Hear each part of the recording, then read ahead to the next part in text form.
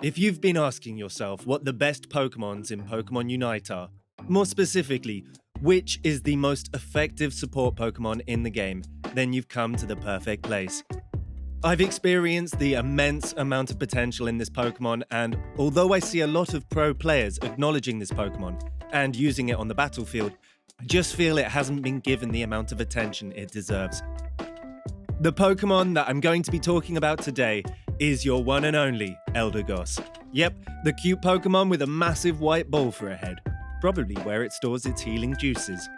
In today's video, we are going to be taking a precise and detailed look at Eldegoss, how it works, what's the best build for it, its weaknesses and strengths, the best teams to insert it in, and more.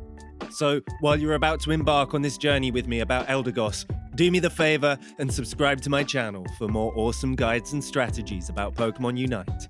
That said, welcome everyone to my channel, GeekyGamer, your gaming home. Although there are a number of Pokemons yet to be unlocked which offer much better stats and efficiency in a battle, Pokemon Unite allows its players a set of what I call beginners Pokemon. They refer to the list of Pokemons you can get for free as a starter, like Eldegoss, Pikachu, or Snorlax, who are all choosable as starters, and Crustle, who is awarded to players who complete all 7 days daily missions. Crustle won't join your team though until he's claimed. But enough about other Pokemons. Today we are going to be focusing on Eldegoss.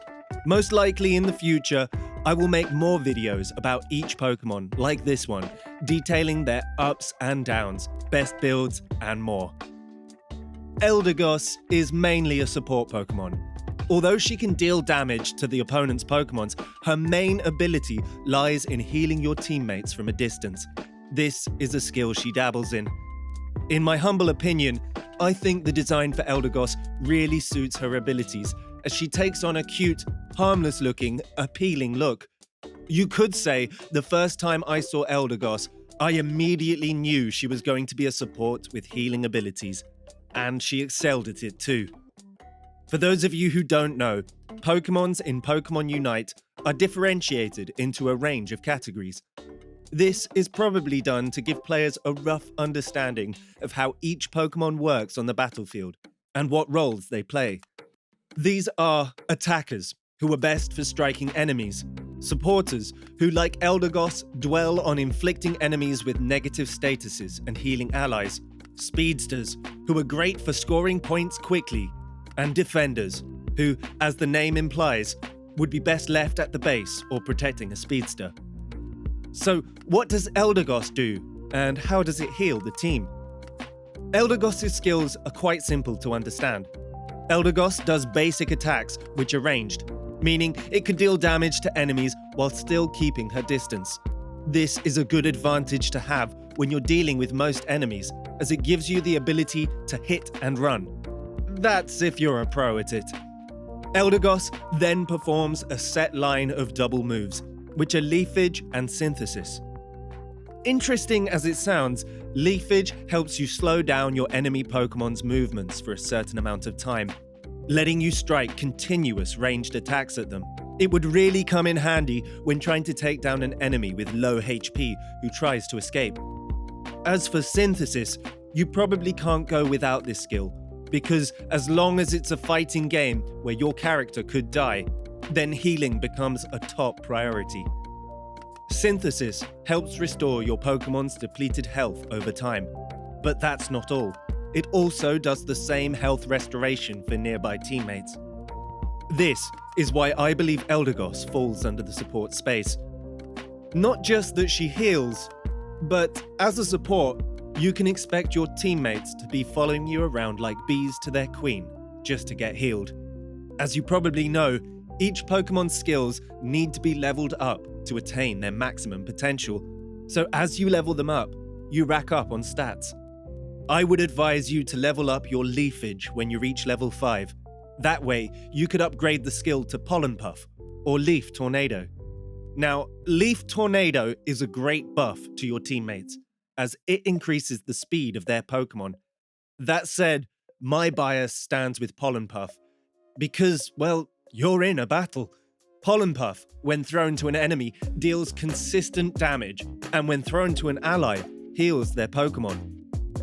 Just like Leafage, Synthesis gets an upgrade once it's leveled up at level 7, where it is either changed to Cotton Guard or Cotton Spore. Cotton Guard is basically your typical shield in most games, but with a twist. Once you cast this skill to either your Pokemon or your teammates, it absorbs damage and regenerates a percentage of health for the Pokemon after the shield drops. Cotton Spore, on the other hand, when used in an area, affects both enemies and allies alike, only differently. It deals AoE damage, aka Area of Effect, while also buffing the speed of your team's Pokemon. Now, I know you probably are waiting for my bias on this one, and personally, I think Cotton Guard is more relevant in a battle. But on the other hand, when you've got a group of the enemy team all jacked up together, you could definitely take the advantage of striking them all at once in that spot. After this, you are going to need that speed buff, because if your strike doesn't kill them, that won't be pretty. That brings us to the epic moment of the game when your pulses run. Cotton Cloud Crash is Eldegoss's Unite move, which looks like a frenzy.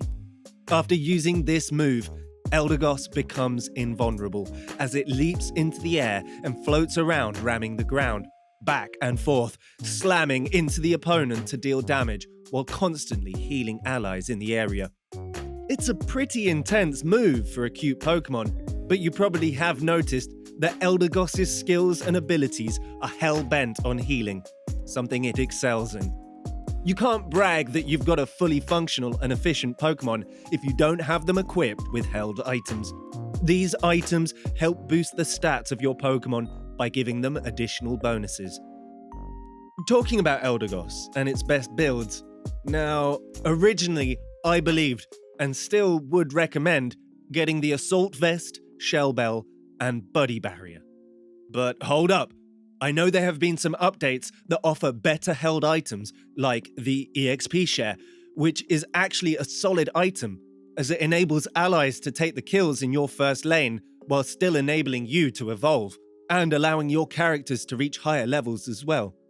I just emphasize the Assault Vest because it gives you a shield once outside a battle for more than 5 seconds without engaging your opponents, while increasing your defense. Buddy Barrier, an all-time favorite, gives a shield to your Pokemon and an ally, based on a percentage of HP when low after using your Unite move. And lastly, Shell Bell, which heals your Pokemon constantly by 1% as you attack your enemies. All these items do increase your range and act best for a supporting character, so you should consider them. Also, keep in mind that you need to increase your trainer's level to 10 to unlock all 3 slots. My last piece of advice on this topic would be to try the eject button for battle items. That could come in handy when trying to last a bit longer in a game. Coming now to Eldegoss's weaknesses. For a supporting Pokemon that is expected to be actively engaging both the enemy and allies, it's not that uncommon for them to fail at dealing massive damage to opponents. This can be observed from many games, as supports tend to rank at the lowest for damage output. Since this is mostly how most games are designed, you shouldn't be placing Eldegoss in an attacker's spot, because it won't live up to that expectation. But also being downplayed as an attacker, its strength is found in most places supporters are. Try to keep it around the attackers, as it will constantly keep their HP high as they deal big damage, and it'll also buff their stats as well. Moving on, let's take a look at the best pairs for Eldegoss. We already know it's best with attackers, but attackers come in many shapes and sizes. I'm going to recommend Pikachu as a great first choice to pair with Eldegoss, only because you can get them for free as a starter set. Eldegoss syncs amazingly well with ranged characters. Yes, I've done the math and tested it out. I'm not just rambling. It's also really good with Pokemon that have good crowd control. I would recommend Ninetales, as support characters are in dire need of shields, and Ninetales' Unite move blocks and slows down the enemy from reaching Eldegoss while it buffs other Pokemon from behind. There are many other Pokemon that sync well with Eldegoss, but while choosing, make sure to look at the essential needs of Eldegoss. As a support, this Pokemon does it all for you. The major goal will be to keep it alive for as long as possible. Well, that's all, guys. What do you think about Eldegoss? Is it a must on your team, or have you got better options? Let me know in the comments. While you're still here, make sure to subscribe to my channel and like this video. You can also check out my last video by clicking on the thumbnail on your screen. See you over there.